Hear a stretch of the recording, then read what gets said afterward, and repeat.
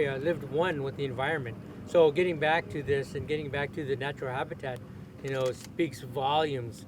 And we're appreciative that, we have all of these partners here today. The CCC, right? It's in California Natural Resource Agency.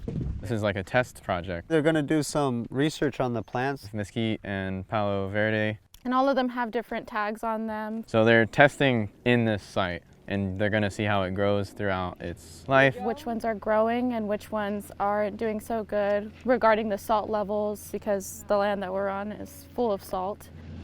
And it's really cool because, like I said, it's going to be these specific trees that are native. We're doing 1,782. With all the trees, it's just a really beautiful project for the tribe. Because they're trying for sustainability to feed the animals in the area and also people that are in tough times. If this survives, then the animals will do the rest for us. The skid steer, it breaks it down, the hard soil, especially over there. The first time starting it was a bit weird, but then after like 100 holes, you get used to it. 1,700? It's like those vending machines, like getting a toy. It's like that. Then we have the rest of our core members sort of finishing out that hole. Getting 1 hole in, 2 holes in, keep on going till you get the work done. So it's ready for the cocoon, which are laying around everywhere. That cocoon goes in the ground, that little tree goes right in the middle, and it's to help the taproot go deep enough so that it's ready to survive. Just like that, huh? You get all the excess dirt on the side, you fill it in the middle, you make sure it's at a good level where it won't sink in.